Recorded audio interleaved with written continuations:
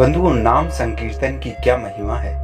श्री गरुड़ महापुराण के अनुसार सूत जी ने कहा, मुक्ति के कारणभूत अनादि अनंत आज नित्य अव्यय और अक्षय भगवान विष्णु को जो मनुष्य नमन करता है वह समस्त संसार के लिए नमस्कार के योग्य हो जाता है। मैं आनंद स्वरूप अद्वैत विज्ञानमय सर्वव्यापक एवं सभी के हृदय में निवास करने वाले भगवान विष्णु को भक्ति भाव से भरे हुए एकाग्र मन से सदा प्रणाम करता हूँ। जो ईश्वर अंतःकरण में विराजमान रहकर सभी के शुभ अशुभ कर्मों को देखते हैं, उन सर्व साक्षी परमेश्वर विष्णु को मेरा नमन है। शरीर में शक्ति रहते हुए जो मनुष्य भगवान चक्रवापी विष्णु को प्रणाम नहीं करता, उससे इस संसार के अति तुच्छ तृण भी उद्विग्न रहते हैं। जल से परिपूर्ण नूतन श्यामल मेघों जैसी सुंदर कांति वाले लोकनाथ परम पुरुष तथा अप्रमेय भगवान श्री कृष्ण को भाव विभोर होकर दृढ़ भक्ति के साथ मात्र एक बार किया गया प्रणाम सुपच्च चांडाल को भी तत्काल उत्तम गति देने में सक्षम है। जो व्यक्ति पृथ्वी पर दंडवत प्रणाम करते हुए भगवान हरि की पूजा करता है, उसको वह गति प्राप्त होती है जो सैकड़ों यज्ञों का अनुष्ठान करने से भी संभव नहीं है। जंगल एवं समुद्र की भांति दुर्गम संसार में दौड़ते हुए पुरुष को कृष्ण के लिए उनके द्वारा किया गया एक ही प्रणाम उन्हें मुक्ति प्रदान करके तार देगा।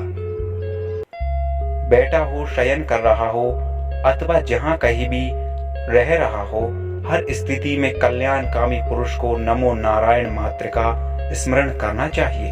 नारायण ये शब्द सुलभ है और बागेंद्रीय मनुष्य के वश में है, फिर भी मूर्ख मनुष्य नरक में गिरता है।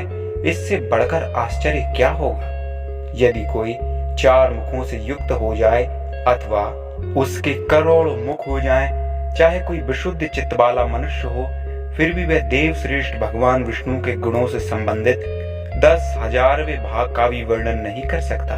मधुसूदन श्री विष्णु की स्तुति करने वाले व्यास आदि मुनि अपनी बुद्धि की क्षीणता के कारण श्री विष्णु के गुण वर्णन से विरत होते हैं, ना कि श्री विष्णु के गुणों की इयत्ता के कारण सिंह से डरकर मृग जैसे तत्काल भाग जाते हैं। वैसे ही श्री विष्णु के नामों का कीर्तन करने से अशक्त व्यक्ति के भी सभी पातक तत्काल नष्ट हो जाते हैं और निष्पाप होने के कारण वह व्यक्ति अपने पूरे परिवार के साथ मोक्ष के लिए सनंद हो जाता है।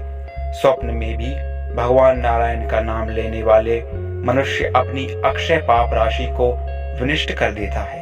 यदि कोई मनुष्य प्रबोध दशा में परात्पर श्री विष्णु का नाम लेता है तो फिर उसके विषय में कहना ही क्या। हे कृष्ण, हे अच्युत, हे अनंत, हे वासुदेव, आपको नमस्कार है। ऐसा कहकर जो भक्ति भाव से श्री विष्णु को प्रणाम करते हैं वे यमपुरी नहीं जाते। अग्नि के प्रज्वलित होने पर अथवा सूर्य के उदित हो जाने पर जैसे अंधकार विनष्ट हो जाता है, वैसे ही हरि का नाम संकीर्तन करने से प्राणियों के पाप समूह का विनाश हो जाता है। नाम संकीर्तन से जिस नित्य सर्वोत्तम अक्षय सुख का अनुभव होता है, उसके सम्मुख अनित्य क्षयशील स्वर्ग सुख सर्वथा नग्न है। जिनका चित्त श्री कृष्ण चिंतन में ही प्रतिक्षण रम रहा है, उनके लिए श्री कृष्ण धाम तक पहुंचने के लंबे मार्ग में श्री कृष्ण नाम संकीर्तन सर्वोत्तम पाथेय है, अनुपम अवलंब है। संसार रूपी सर्प के दंश से व्याप्त विश्व के भयंकर उपद्रव को शांत करने के लिए एकमात्र औषधि उपचार श्री कृष्ण का नाम है।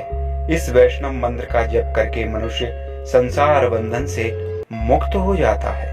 कृत युग में भगवान हरि का ध्यान करते हुए, त्रेता युग में इन्हीं भगवान हरि के मंत्रों का जप करते हुए, द्वापर में इन्हीं की पूजा करते हुए जो फल प्राणियों को प्राप्त होता है, वही फल कलयुग में मनुष्य को उन्हीं भगवान केशव के स्मरण मात्र से प्राप्त होता है। जिस व्यक्ति की जिह्वा के अग्रभाग में हरि ये दो अक्षर विद्यमान होते हैं, वह इस संसार सागर को पार कर विष्णु पद को प्राप्त करने में सफल हो जाता है। ज्ञान पूर्वक किए गए हजारों पापों से परिशुद्ध प्राप्त करने की इच्छा करने वाले व्यक्ति के लिए भगवान का नाम परम कल्याणकारी है। भगवान नारायण के स्तवन और गुणानुवाद से भरी हुई कथाओं के श्रवण से निविघ्न रहने वाला व्यक्ति स्वप्न में भी इस संसार को नहीं देखता, तो फिर उसके बार बार इस संसार में आने की तो बात ही छोड़िए। बंधुओं, इस प्रकार नाम संकीर्तन की महिमा श्री गरुड़ पुराण में लिखी गई है। इस प्रकार श्री नाम संकीर्तन की महिमा का वर्णन किया गया है कि नाम संकीर्तन की कितनी अधिक महिमा है।